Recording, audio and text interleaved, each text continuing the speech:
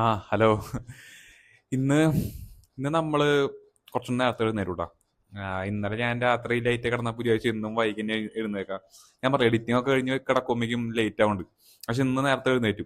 അപ്പൊ നേരത്തെ എഴുന്നേറ്റ് തന്നെ നമുക്ക് രാവിലെ തന്നെ പരിപാടികളൊക്കെ തീർക്കാം എന്നുള്ള പ്ലാനിലായിരുന്നു. അപ്പോ ഫസ്റ്റ് ജേർണലിംഗ് ചെയ്തു. ജേർണലിംഗ് ചെയ്തപ്പോൾ അത്യാവശ്യം ഒരു എന്താ പറയാ, നമ്മൾ രാവിലെ തന്നെ ഒരു ബുദ്ധിമുട്ടുണ്ടായിരുന്നു ജേർണലിംഗ് ചെയ്യാനായിട്ട്. കാരണം പൊതുവെ നമ്മൾ കുറച്ച് നാളായിട്ട് ആ ടൈം ചെയ്യാറില്ലല്ലോ. പക്ഷെ ഉറക്കത്തിന് എഴുന്നേറ്റ് നേരത്തെ തന്നെ ബുക്കും പേപ്പർ എടുത്ത് വെക്കുമ്പോൾ പെട്ടെന്ന് തോട്ട്സ് വരാത്തൊരു ബുദ്ധിമുട്ടുണ്ട്.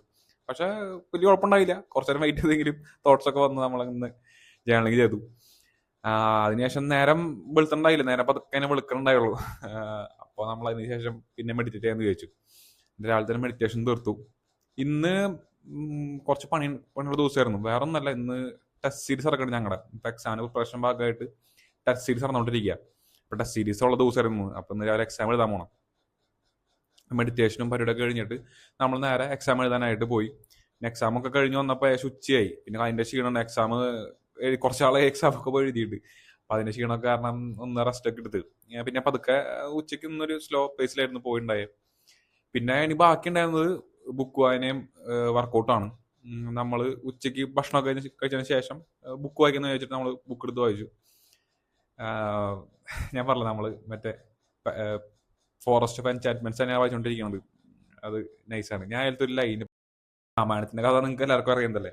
അതില് നമ്മുടെ കൈകേയി ഭരതനെ രാജാവാക്കണം എന്ന് പറഞ്ഞിട്ട് ആ ഒരു സീനില്ലേ. അപ്പൊ ആ സീൻ കൈകേയി വഴി സീത അറിയാണ് ഭരതനെയാണ് രാജാവാക്കാൻ പോണെന്നുള്ള കാര്യത്തിൽ. അപ്പോ അപ്പൊ സീത ആലോചിക്കേണ്ട ഒരു ഡയലോഗ് ഉണ്ട്. If love can change so quickly into hate, I thought, looking at your face, what are we to depend on.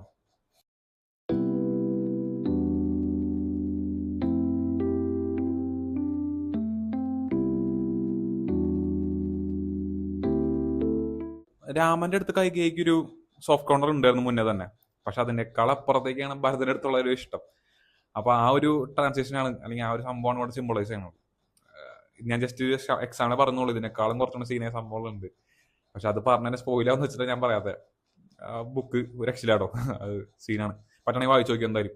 Chithra Banerjee nice ഓതറാണ്. ഞാൻ അറിയാം, ഞാൻ റിപ്പീറ്റ് ചെയ്യണമെന്നെ തന്നെ. ഞാൻ ഇന്നലെ ഈ കാര്യം തന്നെ പറഞ്ഞു. പക്ഷെ ഓരോ വട്ടം വായിക്കും തോറും സീതയുടെ പേഴ്സ്പെക്റ്റീവ് രാമായണം അറിയും തോറും, സീതയുടെ പേഴ്സ്പെക്റ്റീവ് സ്നേഹം എന്താണ്, ലവ് എന്താണെന്ന് അറിയും തോറും കൂടുതൽ അറിയാൻ തോന്നിക്കൊണ്ടിരിക്കുക.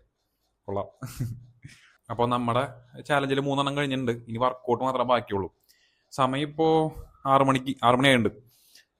വർക്കൗട്ട് ഒരു 6:30 വർക്കൗട്ട് ഉണ്ട്. ഇന്ന് അവിടെ ട്രെയിനിങ് ഉണ്ട്. അപ്പം അങ്ങോട്ട് പോകണം. ഇന്ന് ഭയങ്കര ചൂട്, എന്താണെന്ന് അറിയില്ല. സമയം ഇപ്പൊ 6 മണിയായിട്ട് ഞാൻ വേർത്ത് ഒഴുകിക്കൊണ്ടിരിക്കുക. ഒരു രക്ഷയില്ലാത്ത ചൂട്. ഇനിയിപ്പോ വർക്കൗട്ട് പോകുമ്പോൾ എന്താവും, അവിടുത്തെ ചൂട് എന്താണാവോ. നമുക്ക് എന്തായാലും പോയി നോക്കാം. ഞാൻ നോക്കട്ടെ കേട്ടോ, അവിടുത്തെ വീഡിയോസ് പറ്റുകയാണെങ്കിൽ ഞാൻ ഇൻക്ലൂഡ് ചെയ്യാം. നോക്കട്ടെ, സെറ്റ് ചെയ്യാം.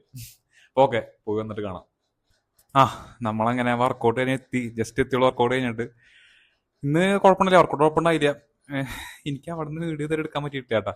എനിക്ക് അതൊന്നും സെറ്റ് ആയിട്ടില്ല. പുറത്തുനിന്ന് വീഡിയോ എടുക്കലേ, നമ്മുടെ റൂമിൽ നിന്ന് വീഡിയോ എടുക്കലും വീട്ടിൽ നിന്ന് വീഡിയോ എടുക്കലും കുഴപ്പമില്ല. പക്ഷെ പുറത്തുനിന്ന് വീഡിയോ എടുക്കലും സെറ്റ് ആയിട്ടില്ല. നോട്ടെ, ഞാൻ ഇനി വരുന്ന ദിവസങ്ങൾ പതുക്കെ പതുക്കെ ഓരോ വീഡിയോസ് ഇൻകോപ്പറേറ്റ് ചെയ്യാൻ ശ്രമിക്കാം. അങ്ങനെ വർക്കൗട്ട് കുഴപ്പമുണ്ടായിരുന്നില്ല. നമ്മൾ കുറച്ച് ഫ്ലെക്സിബിലിറ്റിയിലും സംഭവങ്ങളാണ് വർക്കൗട്ട് ചെയ്തത്. പിന്നെ സ്ട്രെങ്ത്തിലും ഒബിയസ്ലി. അപ്പൊ ഇന്നത്തെ ചലഞ്ച് അങ്ങനെ കഴിഞ്ഞു. അപ്പോൾ ശരി, ഇനിയിപ്പോൾ നാളെ കാണാം. Good night.